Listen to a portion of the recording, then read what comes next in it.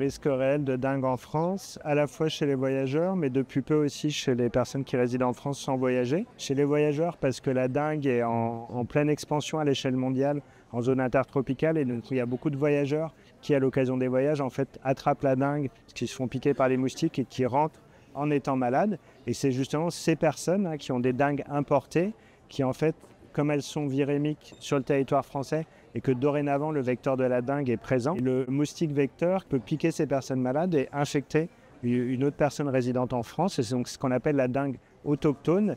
Et il y a de plus en plus de cas qui sont observés chaque année.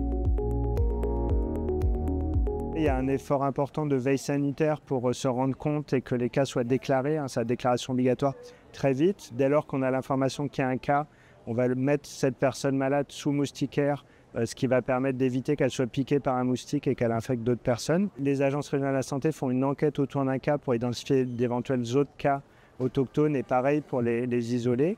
Et puis on fait de la formation continue auprès des médecins français pour qu'ils y pensent, parce qu'on n'y pense pas forcément quand il n'y a pas de notion de voyage.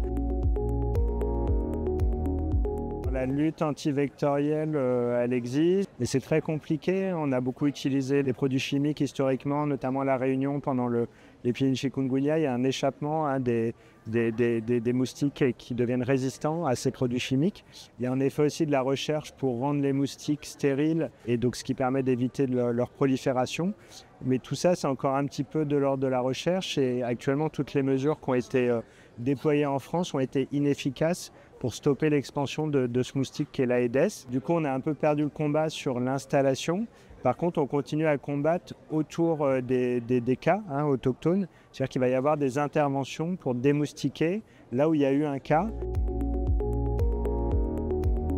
Pour la dengue, il y a beaucoup de recherches vaccinales parce que c'est une maladie qui a un gros poids en santé publique. Il y avait déjà des vaccins qui avaient été homologués, mais qu'on a peu utilisés en France parce qu'il y avait eu des soucis en termes de tolérance, notamment chez des personnes qui avaient déjà fait la dengue et qui ont fait des effets indésirables au vaccin. Mais là, il y a un nouveau vaccin qui vient d'obtenir une autorisation de mise sur le marché. C'est le vaccin Qdenga, donc c'est un vaccin de nouvelle génération contre la dengue qui, d'après les études qui ont été menées, après, ne ferait pas courir ce risque d'effets indésirables pour les personnes qui ont déjà fait la dengue.